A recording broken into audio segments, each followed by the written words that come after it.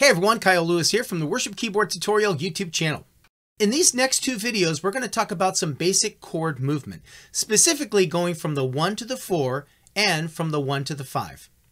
Now, even if you've been playing chords for a while, you might find this useful because in each video, we're going to talk about one concept to help you move quickly and efficiently from chord to chord, as opposed to just jumping around. And the first concept is this: the 4 chord moves up. So what do we mean when we say that the 4 chord moves up? Well, let's take a look at a 1-4 chord movement in the key of C. So we have the C chord, C, E, G, and we have the F chord, F, A, C, which is the 4 chord in the key of C. Okay? So first let's ask ourselves, are there any notes that are in common between the 1 chord and the 4 chord? Yes, the C. So the C has C, E, G, and the F has F, A, C. So that C note is common between both chords. We call that a common chord tone because it's common between both chords. So instead of moving that C up to here, we're going to keep both C's down here. And we're only going to move the notes that we need to get to the next chord. So those two notes are going to be E and G.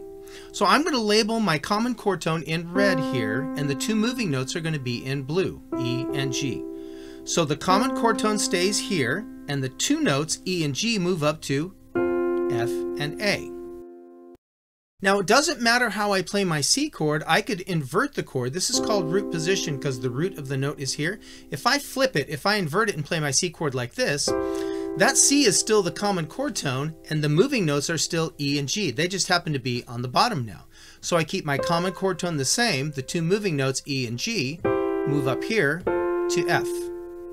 Now, if I played C in this position, that common chord tone, C, now is in the middle.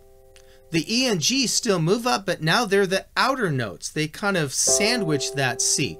So I'm going to move my F chord up to here.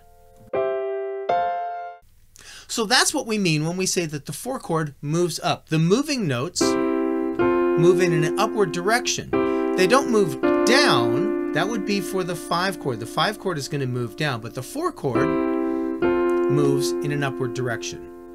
Now this applies to any chord that we're playing. If I have a B flat chord, B flat now is going to be my common chord tone, and the moving notes here are going to move up to form my 4 chord, which is E flat. They're going to move up. And I can play that B flat in any inversion. I could play it up here. That B flat is still my common chord tone that stays the same. It's the moving notes here on the bottom now that move up. I could play my B flat up here. It's now the middle note. Those outer notes are still going to move up. They're moving up to the 4 chord. So let's take one more chord, D. D is my common chord tone here, and I'm going to move the other two notes up to form my 4 chord, the G chord.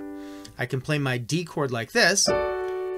D now is on top, the moving notes are on bottom, but they're still going to move up to the 4 chord. I could play D up here. D is now my middle note, and it's the outer notes now that are going to move up to form my 4 chord, which is the G chord. Well, thanks for watching, and if you got some value out of this video, would you hit that like button and consider subscribing to this channel? You can also support us financially by clicking the Patreon link in the description box. And before you sign off, make sure to check out some of these other videos. Thanks again for watching. Catch you next time. Bye.